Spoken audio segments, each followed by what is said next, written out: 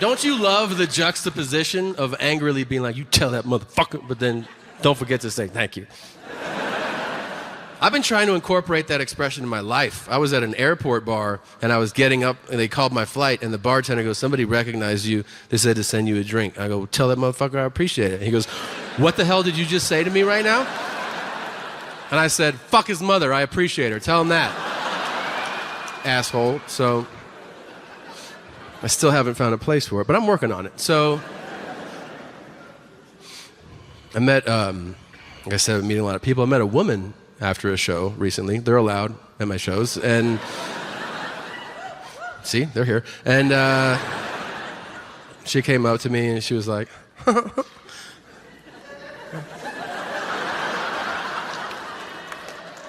it's a very specific woman, all right? I do feel like I just did a 0.02 second impression. Everybody's like, I know exactly who you're talking about right now. So, because every city has. You know my favorite part of that woman is if you go, why are you laughing? She'll go, I'm not.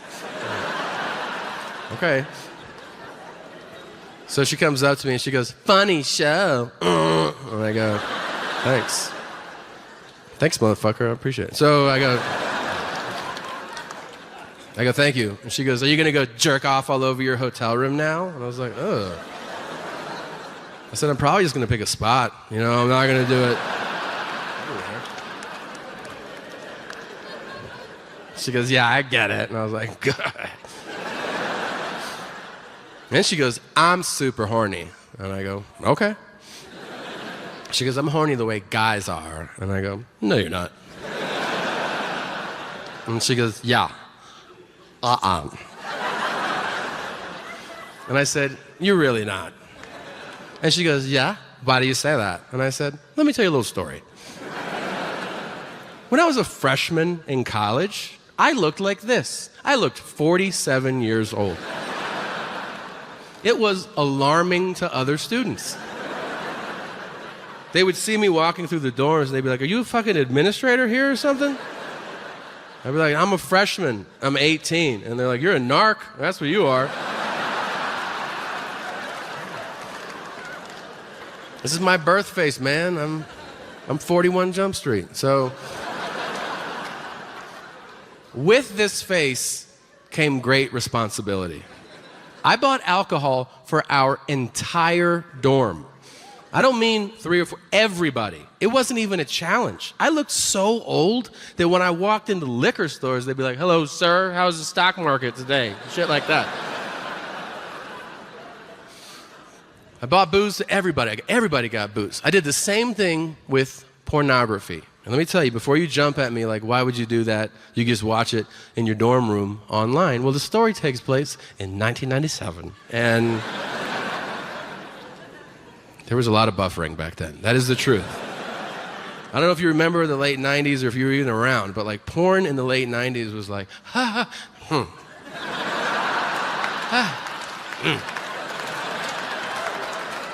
Who am I kidding? I use my right hand, so Now, keep in mind, I'm not buying porn for a couple buddies. It is for an entire building of 18-year-old freshman dudes in college. You can't wrap your head around how massive and specific these orders were. I would go door to door, and guys would hand me cash and their wish list. They'd be like, I want black cocks, asses, and feet. Don't fuck it up. I'm like, all right. Do you know what kind of a psychopath I looked like? Walking through a porn store with a grocery list, like... Mom said not to forget. So one day, I am buying outrageous amounts of porn. And the owner of the store comes up to me. He goes, you should go to this other store. And I'm like, that is a weird thing to tell your best customer, man. So I go, why? He just goes, I just think you'll like it. And so I go, okay. I go. He sends me to, I don't know if you've ever been to a cement block building with no sign or address. The kind of building that's like, I don't know, you fucking guess what's in here. Like that. Well, I walk in and I see a man wearing overalls and no t-shirt, which I think we all know is the international uniform for the last guy you'll ever see. Now, this guy is behind the counter. He looks up and sees me, and the first words out of his mouth are, "Piss fetish?" And I go, "What? No." And he goes, "Oh, I got a full bladder. Don't want to waste it." And I go, "What the fuck?" I said, "Is that what you do around here?" And he goes, "Among other things." I said, "Well, then show me around. Like, let me see what else you have, you know? I don't want to be closed-minded." So we go through the store.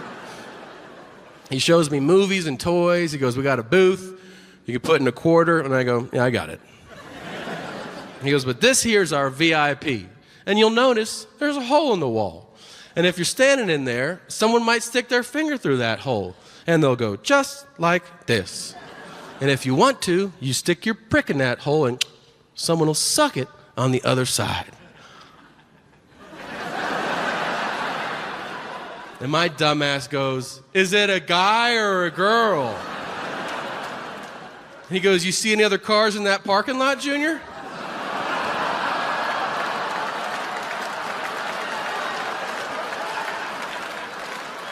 So then I felt a pool of diarrhea forming inside of me and fear shooting down my spine, as I was certain I was going to get kidnapped and raped by Mr. Fuck Dynasty. So I said, "I'll just take my movies, thanks." So lady, when you say you're horny the way guys are, I ask you, are you willing to go into an unmarked building and wait behind a wall for a stranger to stick his dick through a hole in that wall and then you polish it off for the love of the game? Because that's what savages men are.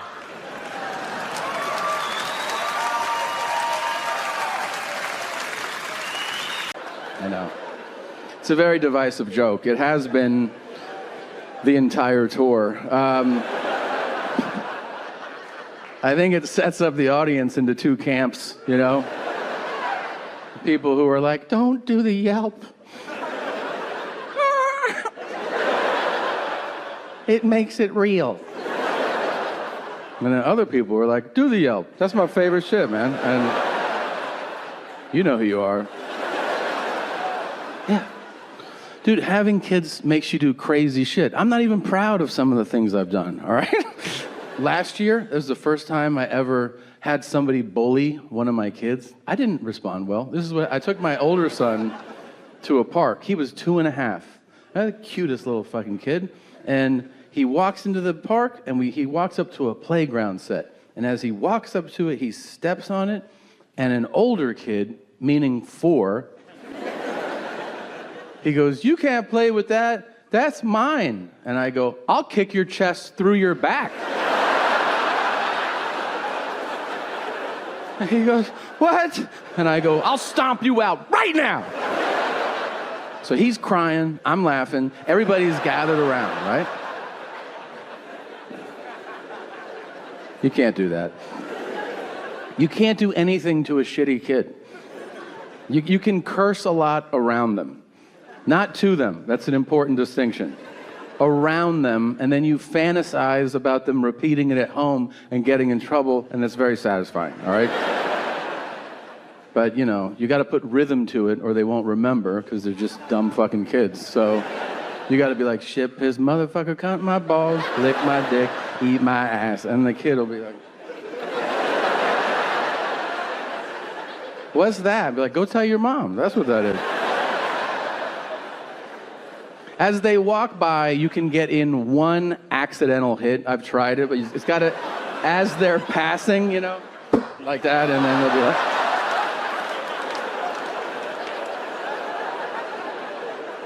"Shit, piss, motherfucker." Grown men who board 6 a.m. flights who have never seen clouds before. I don't know if you've ever had the good fortune of boarding an early morning flight where there's an unspoken agreement, we're going to keep it nice and dark so we can rest along the journey, but there's always some TikTok in 16C. Yeah. One guy who's sitting there who's like, I never see a cloud like that.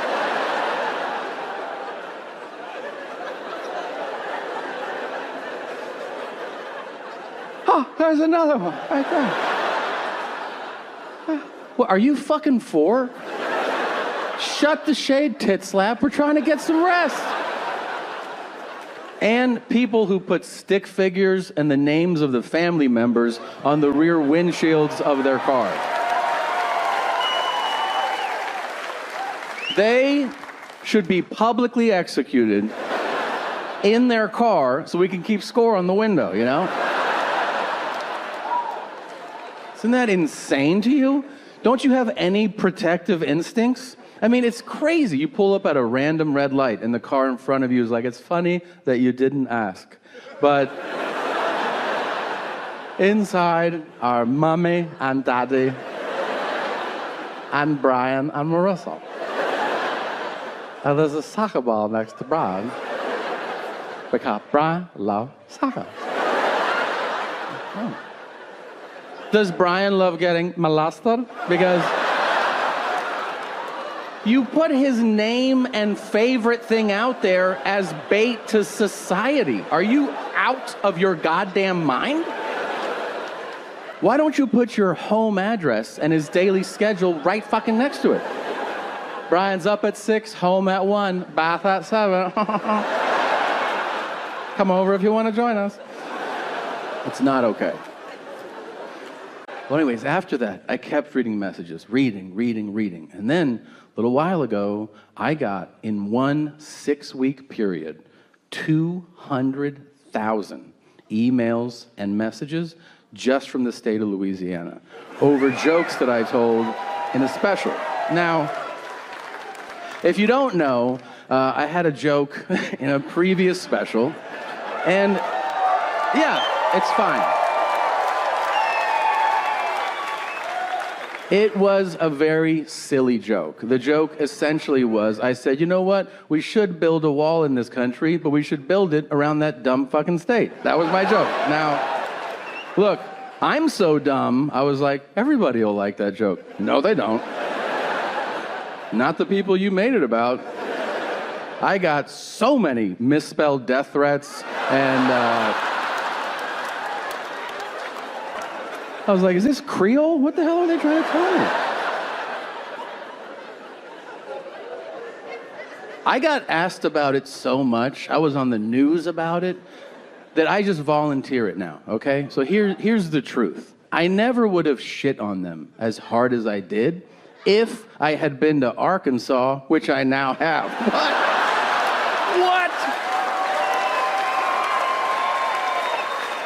What a fucking dump that place is.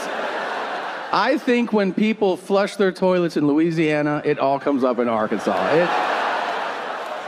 It smells like broken dreams and buttholes and a little bit of barbecue. But here's what's fascinating. Most of you will never experience this, but if you ever offend a large group of people, like let's say an entire state, you end up learning a lot about them. You don't want to, but they insist. So, yeah, I know everything about Louisiana now. It's the worst. I'm like an unofficial historian on the place I least want to go to. I mean, their state motto runs through my head like it's the Dow Jones ticker all day, every day. It's Louisiana, where people smoke in their cars with their babies. And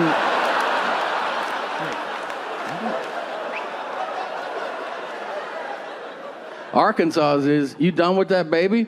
So, what are you gonna do with it? We're gonna eat it. What do you mean we're gonna do with it? Soo-wee! Now, I also got a lot of messages from the Down syndrome community. That was fun. Here's the truth about that. People with Down syndrome write much more coherently than people from Louisiana. So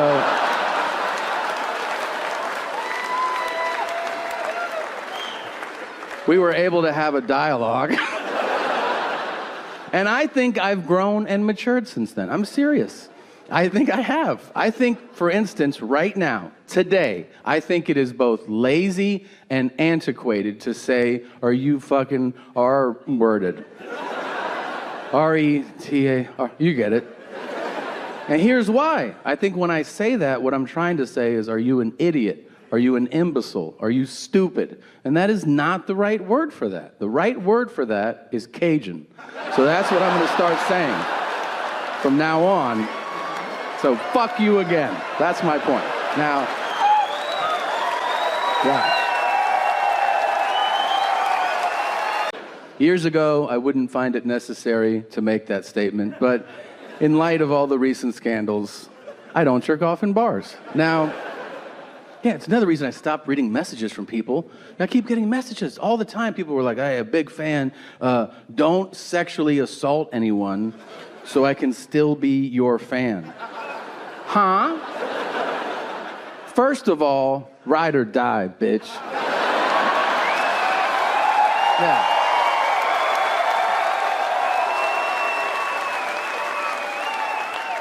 I don't want no half-steppers in my crew. Secondly, what am I supposed to write back? Good looking out, bruh. I was about to until I read your email, Kyle. Fuck you, Kyle. You don't have to worry about me. I don't jerk off in public. It's not what I'm into. I'm into something else. Here's what it is. You guys are like, okay. All right, yeah. If you ever want to hear me masturbate, all you have to do is call me and tell me you can't make it to our dinner plans. I'll start stroking right then and there. I am not social. I fucking love that call. That is my favorite call. Especially if it's as I'm leaving the house, I'm going to have multiple orgasms, okay? When I'm walking out of the house and I'm like, I don't want to fucking go out with them. And then they call and they're like, we can't make it. I'm like, keep up. Why? Well, we were in a car accident. I'm like, oh. Are you okay? You are, but you're still not coming to dinner. Okay. All right, clean it up, Tom. You got it. So, what were we talking about before? Oh yeah, my mom. So, here's how I stopped arguing with her. I hope if you're in a similar situation with a parent, you have an epiphany the way I did. Here's the circumstance, all right? She calls me late last year. There were fires in LA, and she goes, Tommy. She's not local, if you don't know yet. If you're like, why does she talk so fucking weird? She's from South America, Peru, to be specific, okay? So she calls me, and she goes, Tommy. And I go, yeah. She goes, the fires, they are bad? And I go, yeah. Usually they're good, but this is a bad one. And she goes, people are dying? I go, if they're in the fire, yeah. It's fire. And she lives in Florida, so she goes, you have fires, we have hurricanes. People are dying everywhere. And I go, it sounds like you have the news on. Is there anything else you want to report? And she goes, I think it's happening for a reason. And I go, it is. They're called weather patterns. And she goes, no. I think God is trying to send us a message. That's what I go. I go, what's the message? She goes, I think he's trying to tell us to be better people.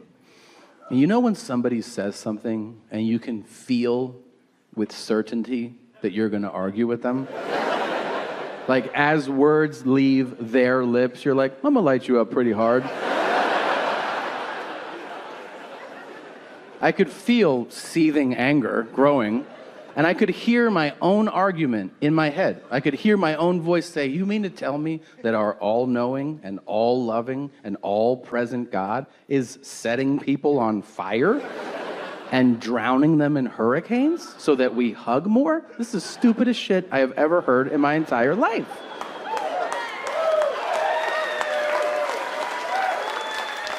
But right before I said it, I had that moment. I had that thought where I go, what is the point? Why argue with this demon woman, you know?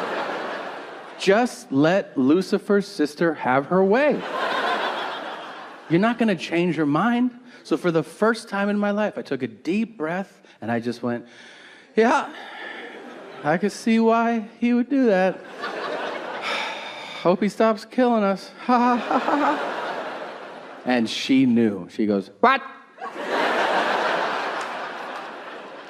I go, you make a good point. And she goes, why are you doing this? Why are you meaning why aren't you arguing with me?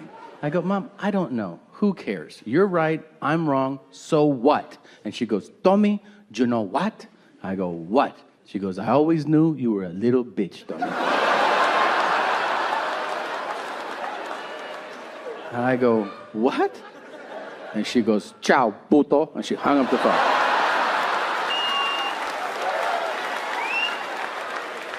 I'll tell you a fun story, all right?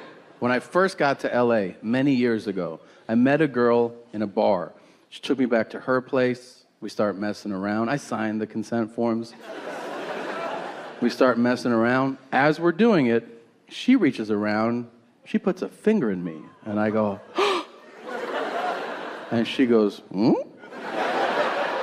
And I go, oh, yeah. That's it. That's the end of the story. But go for your dreams. I do mean that. I know it sounds cheesy, but I don't mean it to. Here's why I think about it so much. I meet so many people, okay? I meet way more people than you.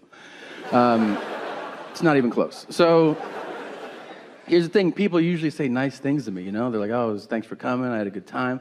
Conversations naturally will turn, and I'll ask somebody, oh, what do you do? Do you know what I hear like 98% of the time? They'll be like, it fucking sucks. I hate it. And then I go, oh, why don't you do something else? And they'll go, it's too late. My life's fucked. It's good to meet you, man. And they walk away. Yeah, that sits in my head. So I think about it. But I have advice. And this is the advice that I hope you leave with, all right? This is it. You just need to learn to do one thing really well. And it's this. You need to learn to manage your expectations. It's not an innate thing you're born with. It's a skill. If you work at it, you'll get good at it. And the more you manage your expectations, you'll feel more fulfilled, less depressed, happier overall.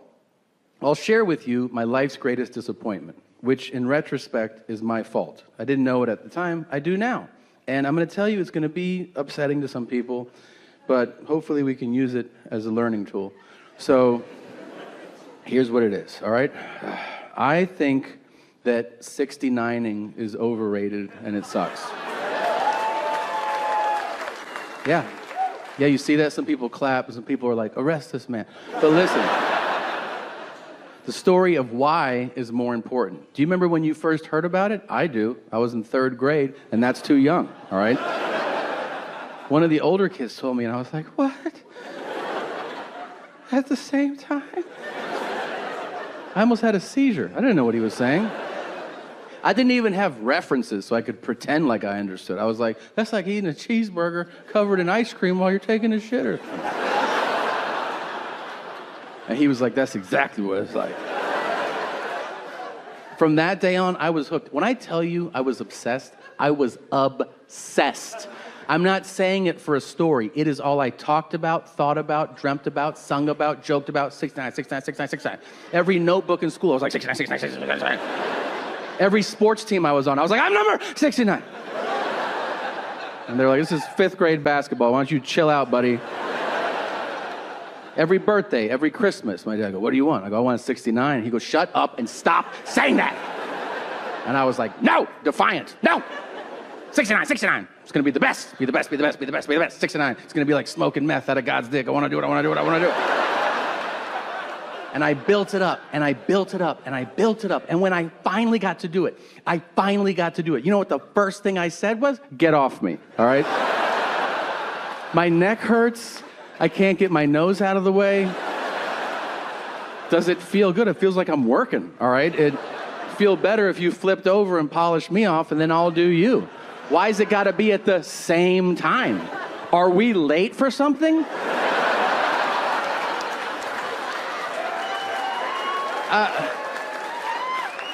Is the youth pastor coming back in a few minutes? Let's take turns like we learned in kindergarten.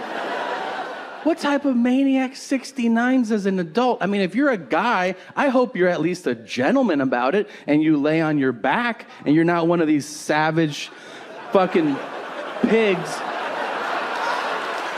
who's like, I prefer this angle. And then you can hear the fight to live underneath you.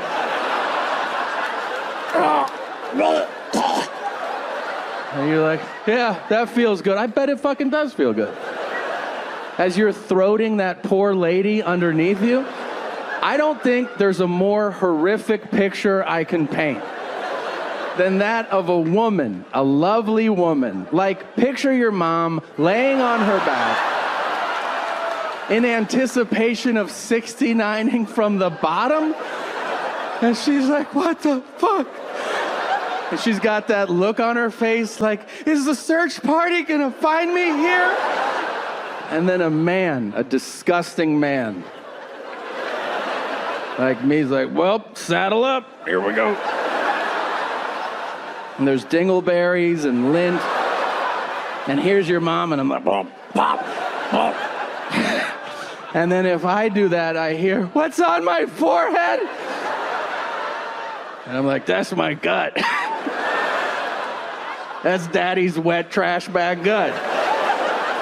What really sucks about losing a parent is when you have kids, because you want your parents to hang out with your kids, you know? Like I have two boys, they're 6 and 3, and they are boys, like real he-hims, if you know what I'm saying.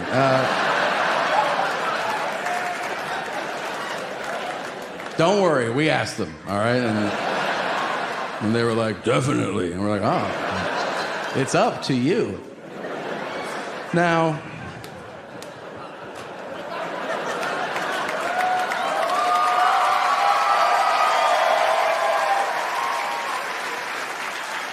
luckily, I have a cousin that lives near me, and he has 2 girls, the same age, 6 and 3. So I get this wildly different experience up close and in person all the time. And these girls come over to my house. My God, what did I do wrong where I didn't get girls? These girls, they show up and they're like, hello, Uncle Tommy. I go, hello to you. And they go, where should we sit? I go, try one of the chairs. And they go, we would like to color. I go, please. And then they sit down and they fucking color. An hour later, I can go into that room and they're like,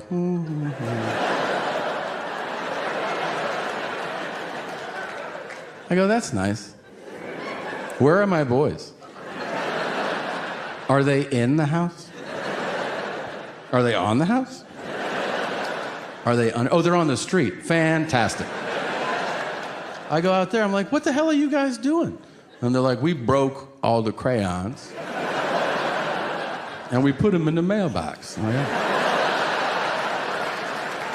thank you. Thanks for doing that.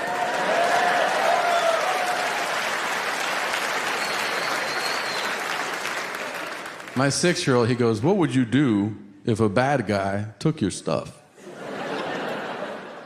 I would ask him to give it back. I don't know. He goes, I would get a sword.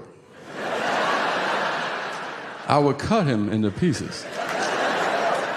And I'll put the pieces in the mailbox. I'm like, What are you doing with the mailbox, Dahmer? He goes, you know Grandpa liked a full bush? I go, hey. Did he call you? How do you know that?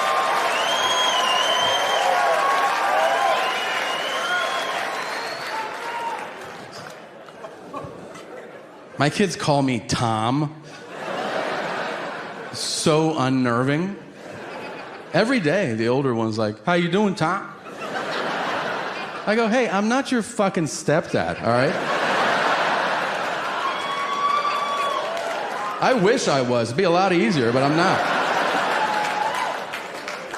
I go, call me dad. He goes, I like Tom. I'm like, all right. What is up with your voice, dude? You smoke cigarettes? Why do you talk like that? Guys, we've covered a lot of stuff tonight. We really have. Some of you might, not think highly of me. I don't know. Some of you might be like, this guy's fucking stupid.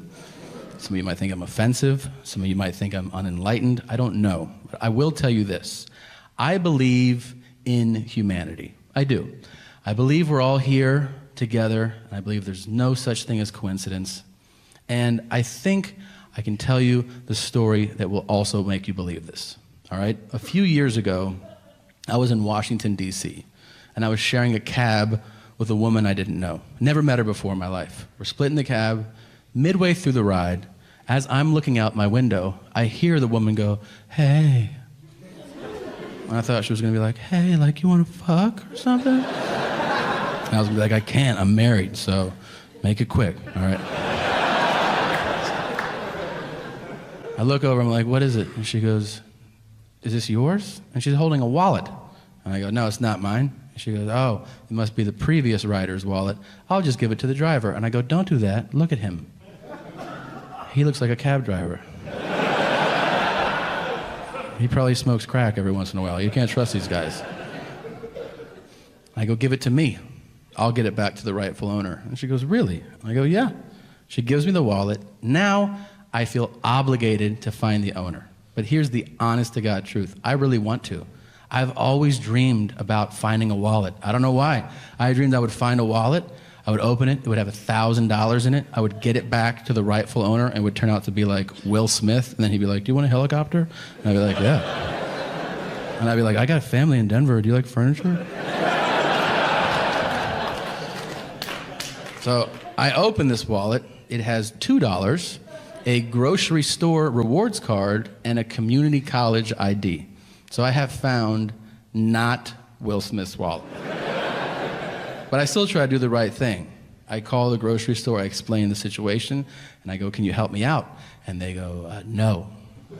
We're a grocery store. We don't track people down.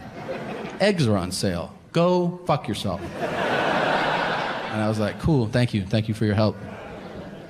Then I call the community college, and I speak to literally every department in the community college for 4.5 hours. Before I finally get a contact number, I call the number, and a man answers the phone who I can only imagine has never used a phone before. Because he actually answers the phone with a noise. So just to break this shit down, I don't know if you've ever used a phone before, but usually when you call someone, and they pick it up, they say, hello? That's fucking it. That's what people say when they answer the phone. Maybe if they're in a bad mood, what? Those are the two options. This man answers the phone, picks it up, and he goes, And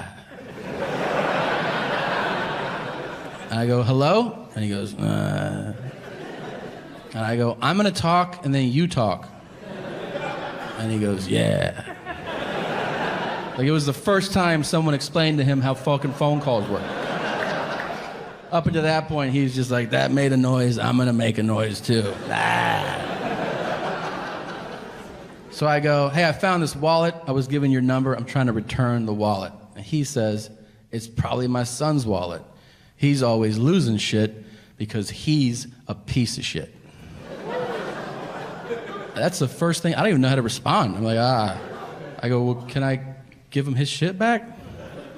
He goes, he's a real asshole. And I go, we're talking about your son right now?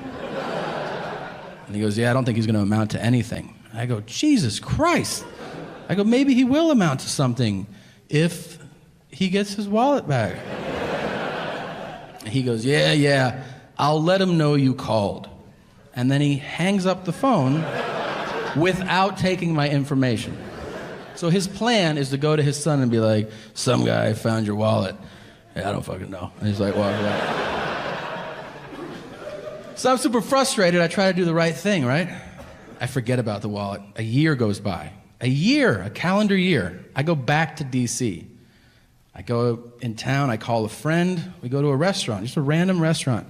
We sit down, and the waiter comes up to take our order, and I go, Justin?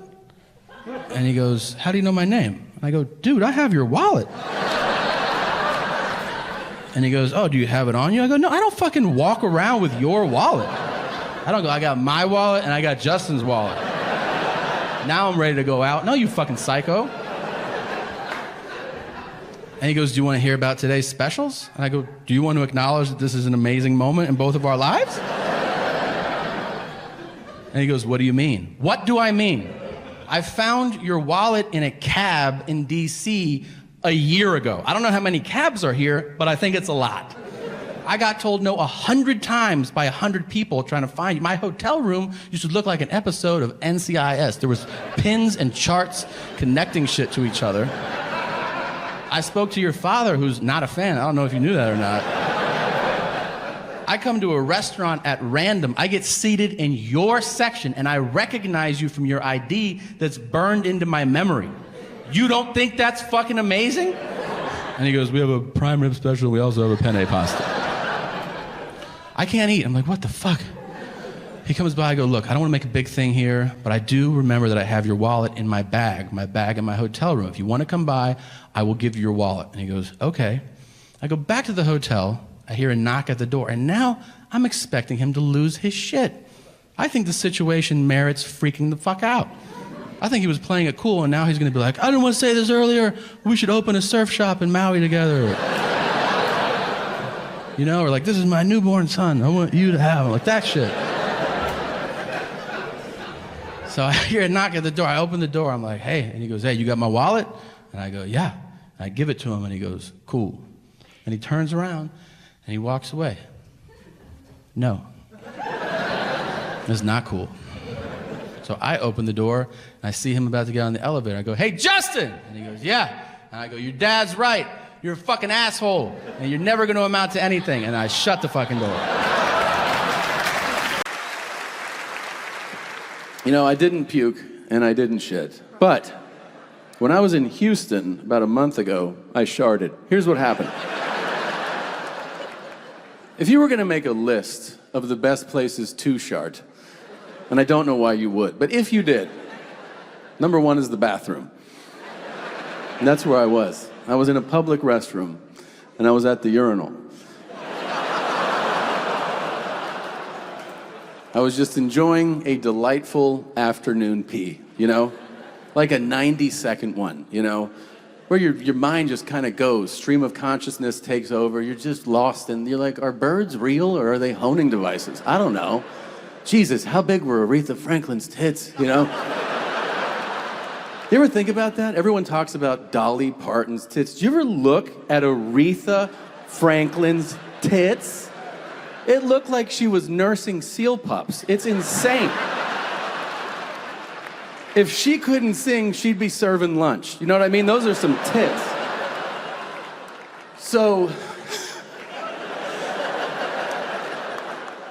I'm pissing, and it's great. My wife always gives me shit, by the way. She's like, you enjoy your bodily functions so much. And I'm like, why don't you just let me live my life? I mean, I do like peeing. I like sneezing more. If you don't enjoy an open-air, reckless, violent sneeze, you're a fucking communist, okay? It's the best. Yeah. You know what I mean? No one's around. You're like, like one of those, you're like, what the fuck? Don't talk to me. I love it. Cumming's the best. If we're obviously, I'm not going to argue that point. So I go cumming, sneezing, nice pee, emergency shit. I really like stretching in bed right after I wake up, and then it sends you back to sleep because it feels like fentanyl or something. I don't know. I like it. I like sitting on the couch on a Sunday and just a nice pinch and roll on my beanbag, you know, just.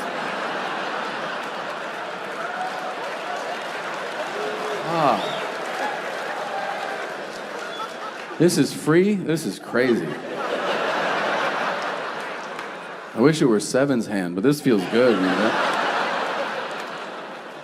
I know a lot of ladies get jealous about that, and honestly, you shouldn't. I've seen what many of you have there, and there's plenty to pull, so you could also just tug on that taffy bag and see where it takes you. Yeah. And don't you dare get insecure, okay? You ladies do that to each other. We never care. It could have teeth and we try to get in there. We don't care. All I'm saying is that, ladies, I want you to leave here tonight knowing that you all have beautiful pussies, okay? Yeah, sure. Oh, yeah, absolutely. So, I'm peeing, right? And as I'm peeing, I feel something, you know, in the chamber. And I'm polite, so I do the polite thing. Look around, and there's nobody in there. So I tell myself, it's okay, buddy. Why don't you give it a push? And I did, and there was no sound. None. But there was movement. So now I have to check. Do you know how you have to check in that situation? You have to take your pants all the way down. Like a fucking toddler. Like I was like. So now I'm just Winnie the Pooh in it, in a t-shirt. Like, hi. Hello. My little dick's hanging out. Hello. And then I look into my boxers and I'm like, yep, I'm throwing those out. And then I clean up, and then I leave the restroom, and all my friends are waiting outside, and I immediately tell them what happened. And they're like, I don't want to know this. And I go, well, I'm telling you. And they go, well, stop. And I go, I'm not. You already know now. And in that exchange, something clicked. I put it together. I didn't shart. I had simply shit my pants. Yeah. I mean, that's an important distinction, right? A shart would imply that I had farted and that there were some DVD extras in there. I took a shit with my pants on. It would be no different than if right now I were standing here like, I think I'm gonna take a shit right now.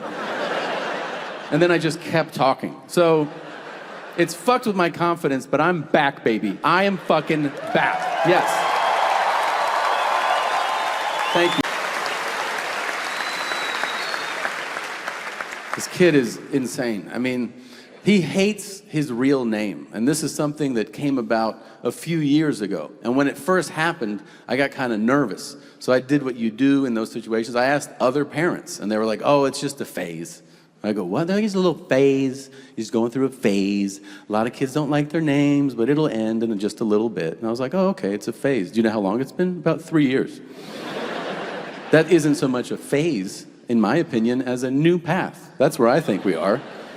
His birth name is Julian. That's what we've always called him, and that's what he used to respond to because it's his fucking name, right? He would also respond to variations of it. Julian, Juju, Jujito, Julian. And he'd be like, And then one day, about 3 years ago, I was like, hey, Julian. He was like, don't ever call me that. I hate that name. When you say that name, I want to die. And I'm like, oh my God, okay.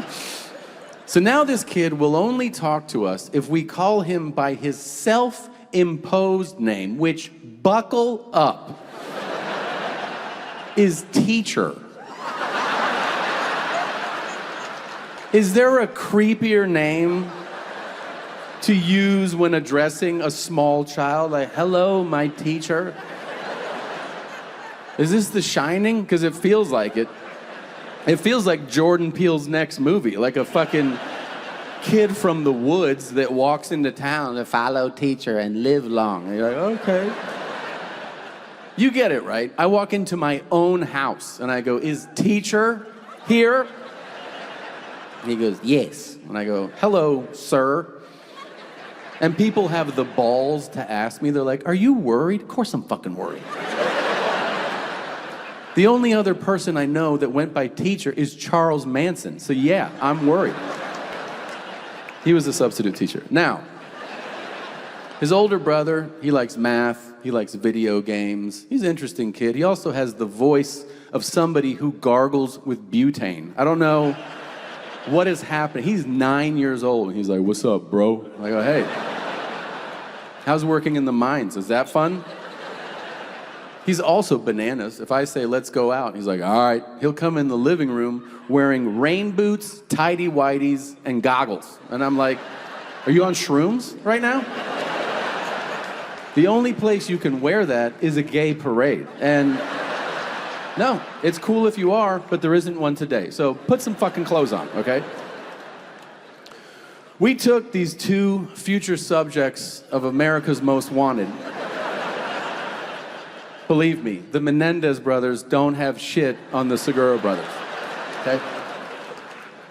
We took these little sociopaths to visit my sister last Thanksgiving in Florida. And on Thanksgiving Day, we did what a lot of families down there do. We just went on a family walk, like a nice casual stroll. And on this family walk, we ended up at a little pond. And at the pond, there were other families feeding bread to ducks. It looked like a painting. And I remembered, as we approached, thinking to myself, I wonder how my boys will ruin this, right? So we walk up, and this guy sees me. He goes, oh, hey, man, you want some bread? I go, yeah, thanks, dude. And then I turn to fucking teacher.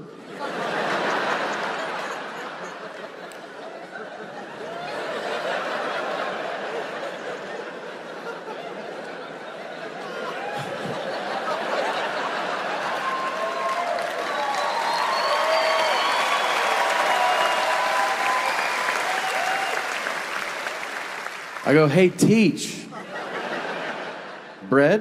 And he goes, give me that. And he's just like throwing it as hard as he can. And I'm like, all right. And then I turn to his brother. I go, here you go. He goes, I don't want that. I go, what? He goes, I don't need that.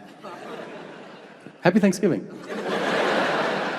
And then he just walks up to the edge of the water and he grabs a duck by the neck. And he holds it up like he's Genghis Khan, okay? He's like, you know, the duck is like, bah!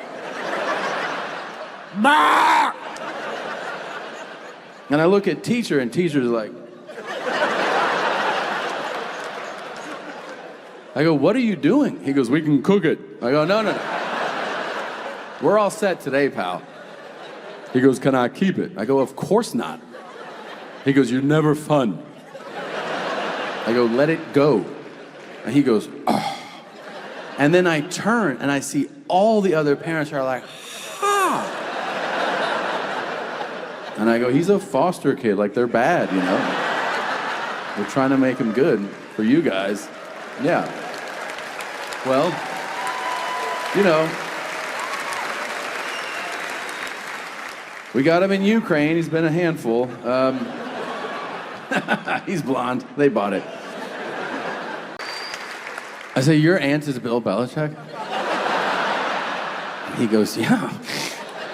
I didn't know what to say, so I just said, I'm sorry. He goes, no, I'm sorry. He goes, I don't want to fuck any of my aunts, but Bill is definitely last on that list. I switched to weed that day. Now, sometimes you watch documentaries and it's a whole different experience. Like, it's just enlightening. You get information that you can't let go of. It just sits in your mind. You tell people about it. It's in your dreams. I mean, I watched one not long ago that if I had not watched it, I would have no idea how much cocaine Hitler did. No idea. Like, everybody knows the Third Reich was on meth. You know that, right? The entire German army, they were on meth during World War II. Picture that. 2,000 German soldiers marching through the Ardennes forest, supposed to take 6 days, and they did it in 28 minutes. That's meth. You imagine you're sitting in a cabin in Belgium just drinking fucking milk, I guess. And you hear, "Un Außen haben," and you're like, holy shit. A la mer. And I mean, that's, you ever been around somebody on meth? I have. It's unsettling. They never stop talking. They want to fuck everything. And those are Americans. Can you imagine what these kinky-ass Germans were like? Just, oh, I want you to suck me dry. Hey! Gunther, back off. Now, Hitler did meth too. It's very well documented. A lot of people don't know he was given cocaine in the mornings by his personal doctor. Like, you think Michael Jackson's doctor was out of line? That was propofol to go to sleep. That's JV shit, okay? Like, I want to go to sleep. Oh, fuck.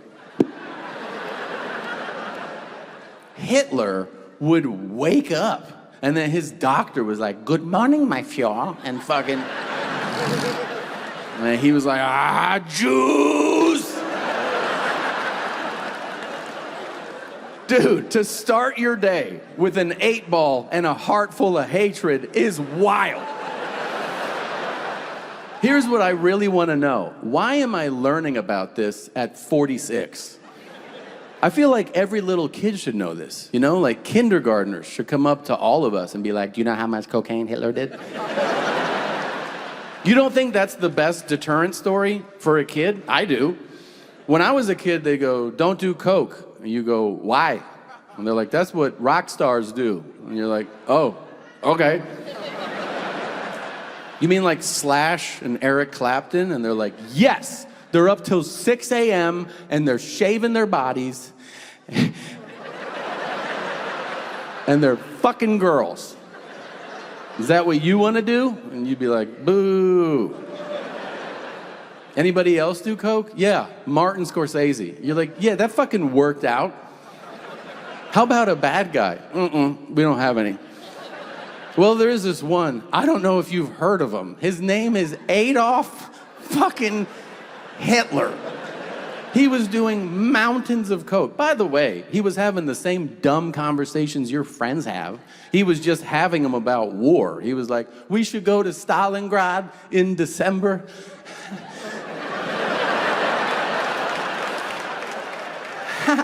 And we'll fuck them up. Hey, look at my mustache. I cut off the side.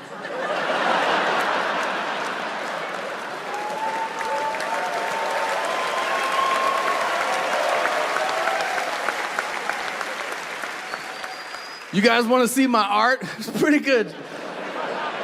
It's mostly me choking ducks. Look at this shit.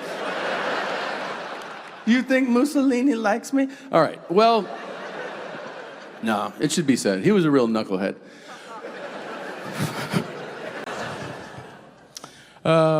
Bikes! I get like verbal tics, you know? I don't have Tourette's. I wish I did. It looks fun. But I'll just yell shit out. It's like a hook on a catchy song, except it's just stuff that I watch. And then, bikes! I just yell it, you know? Over and over. Only like 2 or 3 million times. But I'm obsessed with the show Scared Straight. If you've never seen it, it's tremendous.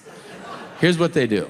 In the show, they take kids, middle school and high school kids that are getting in trouble a lot, and they send them to jail for a day. And the idea is that jail will scare the fuck out of the kid, and then he'll get his life together, hence Scared Straight. It's tremendous. I'm obsessed with one episode. It aired once in 1999. Here's what's great.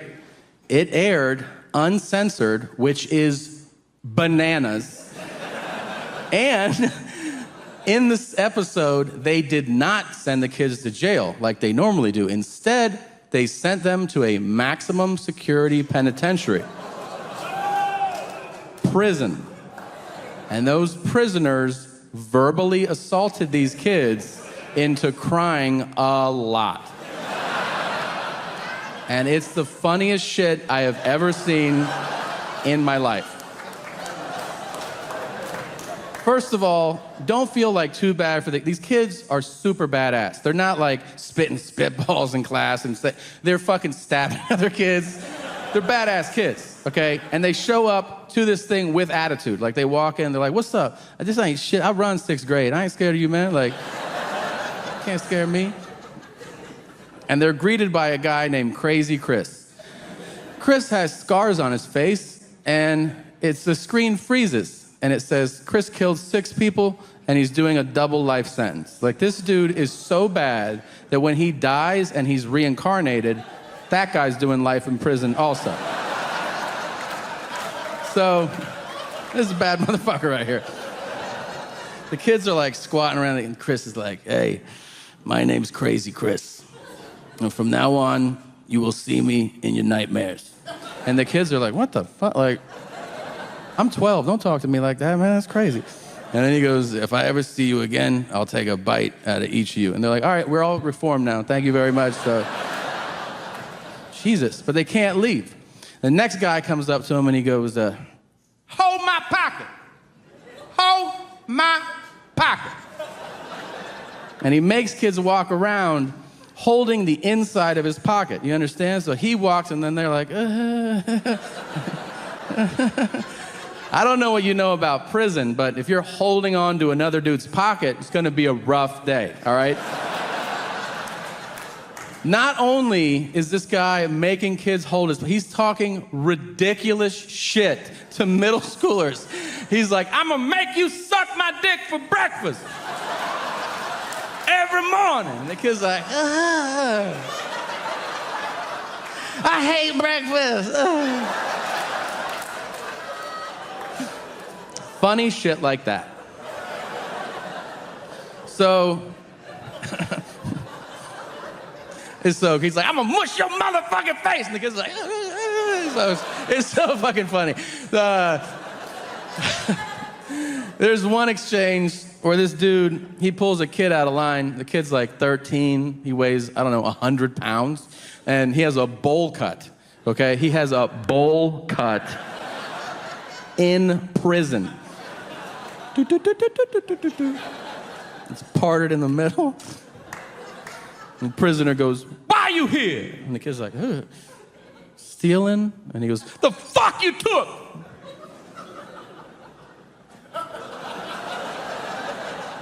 And the kid goes, "Bikes?" And he goes, "Bikes!" And that's why I yell bikes all the time.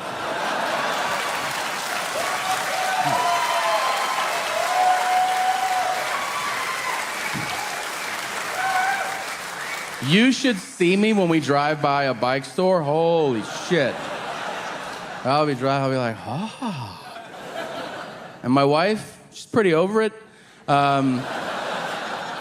She'll go like, "You get one." I'm like, "All right, I'm gonna make this shit count." So I'll pull over, I roll down the window, and I wait until I see somebody checking out one of the sidewalk displays, like with all the bikes out there. And when they find one they really like, and they're like, "Oh, I like this one," I'll go, "Bikes!" And they're like, "What the fuck?" And I'll go, "Stop selling drugs!" And I drive up. Great. Thank you so much. I wish I was home right now. No offense, not personal. That is literally my first thought whenever I walk into any room. I'm like, well, I wish I was home right now. And I think it's your thought too. I think you're like, I hope this is good, but also wrap this shit up so I can go home. I actually think that's the meaning of life. Like, people are always philosophizing. What is the meaning of life? I'll tell you the meaning of life. The meaning of life is, fuck this place, let's go home. Now, luckily for all of us, I think we are 5 years away from never leaving our homes again. And I'm pretty fucking excited about it. There are a lot of indicators if you're paying attention. Like, number one, do you ever really process that you don't have to leave your home to buy anything? I know you're like, I order some things online. No. You can sit on your couch, pull up your phone, and if you want to, just be like, I want bananas, and I want hammers, and I want an eagle's beak. And then Amazon's like, it's on your fucking doorstep. How about that? Isn't that insane to you? You don't have to leave your home to see people. You should. You don't have to. Just hold up the same device and be like, hi. Bye. And you saw everyone. But the number one indicator that we are not going to leave our homes one day very soon are the number of commercials I see for beds that sit up for you. Now, if you don't know what I'm talking about, you haven't been watching TV. There are endless commercials that air where basically a guy comes out and he's like, doesn't it suck to sit up? Something like that. And I guess the people are like, it does suck.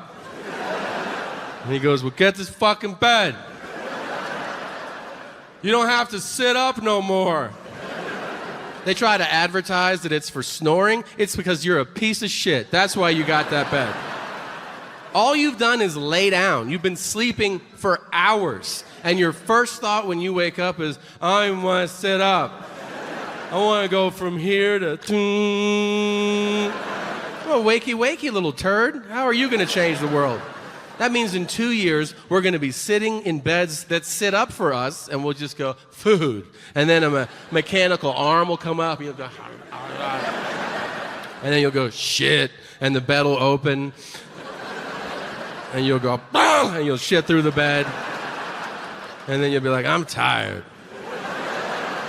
I want to rest. Oh, yeah. You can't say retarded anymore. It was just here, don't you remember? Retarded. It's gone. People get very upset. I don't really support the arguments against it. Like when people are like, you shouldn't say it. And you're like, why? They're like, what if there's one over there? And you're like, we never said it like that. We were never like, look at that guy. You didn't say it like that. You said it to describe an idea or a situation, you know? Like if your friend was like, I'll pick you up at your house, and then we'll come back to my place, and then later we can go back to your house, and we can get your bags, and then we'll come back over here after that. And you're like, well, that's retarded. Why the fuck would we do that? But now you can't say that. Now you got to be like, that's not smart. Your idea has an extra 21st chromosome, if you ask me. It's not the same. You can't say that's gay. Damn. I used to abuse that expression, I'm not gonna lie. And never for anything remotely sexual. You know, I just would say it all the time. Like if you were like, I'll have a water, no ice, I'd be like, that's gay, you know? Why do you have so many balloons? That's gay. Shit like that. You can't say it anymore. Now, to be clear, you can say that's gay, but it has to be for something overtly gay. Like it has to be 10 guys standing in a line. Each of them has their dick in the ass of the guy in front of them, and they're marching and they're going, I want the cum. Give me the cum. I want the cum. And then you can go, that's gay.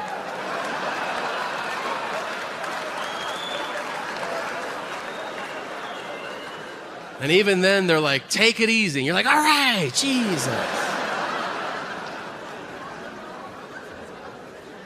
How are you not going to watch? You're going to watch every fight, you know? Fights have that weird quality. Fights are kind of like hand jobs, and that, like, you don't really want one, but you're like, well, let's see where it goes, you know? Like, will you give it a kiss? No? All right. So, yeah. I had to take a shot. So, I'm in Philadelphia, walking through the park in the middle of the day. Beautiful day in Philly, beautiful park. I'm walking through this park, and as I'm walking through it, I see a white guy, and he yells across the park to a black guy. He calls him a nerd. And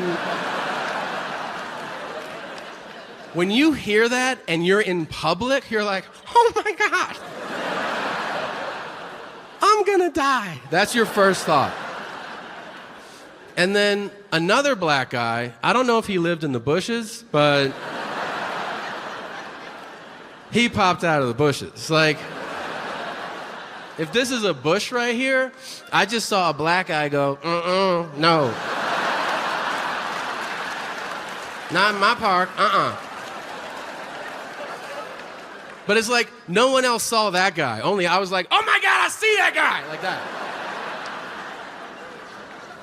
And it became my own personal movie. I watched him line up like the honey badger. He was like, that one? All right. And he sprinted across the park and he tackled the white guy. So instinctively, I just went, get him!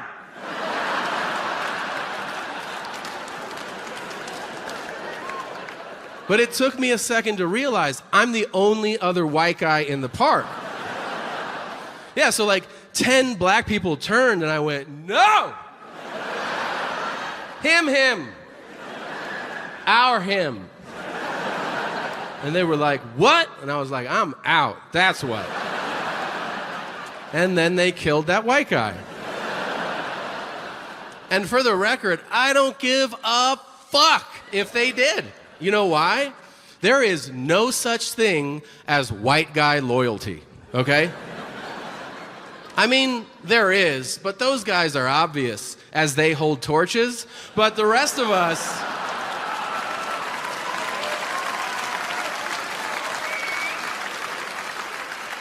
Two years after that, there was a woodpecker fucking up our house. This will all make sense. And woodpeckers can really damage your house. I remember my dad paid a guy $500 to patch up that part of the house. A month later, the woodpecker returned. This time, my dad did not call the guy. He woke me up, his teenage son, on a Saturday morning. Picture you're dead at sleep, and my dad whispering in your ear with his potent dad breath. He just whispers in my ear, dead asleep. He goes, I need you to shoot a bird. I just go, I don't do that. And he goes, figure it out. So I said, okay, Lieutenant. And I got an air rifle. I shot the woodpecker. I remember I shot it mid-peck, so it was going like, landed in front of me, so much bigger up close, really big, red feathers, distinct features. I was blown away. I bagged it up, I threw it away, and then I went over to my girlfriend's house. I started telling her family about it over lunch. I should mention, at the time, my girlfriend's family ran a wildlife conservation center. So I didn't know my audience, but I heard a few forks drop, and I look up, and her dad goes, oh my God, you killed a long-billed woodpecker. That's an endangered species. And I go, oh. I said, my dad made me do it.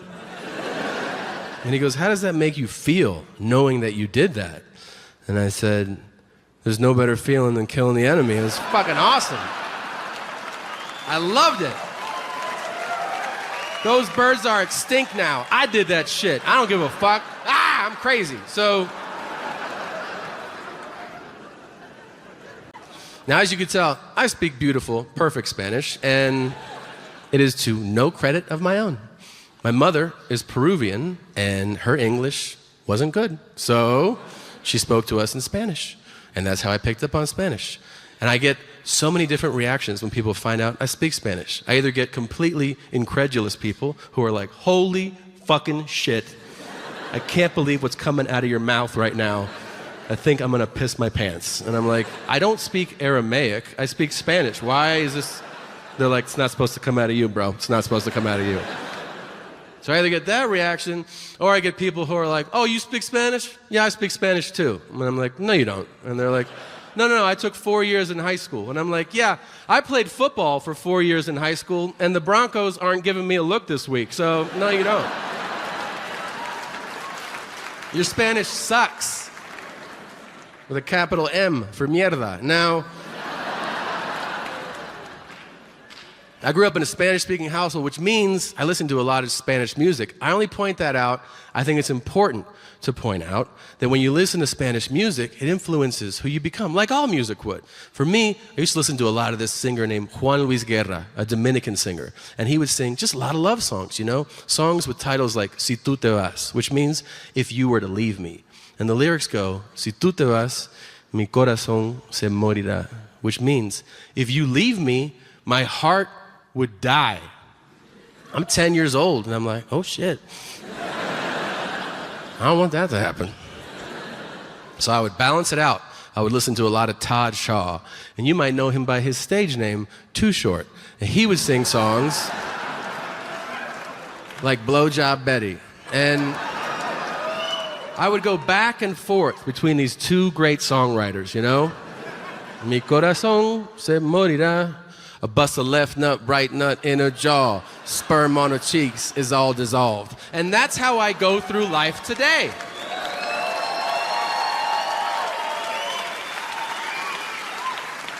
Today I'm basically like, hola. Yeah.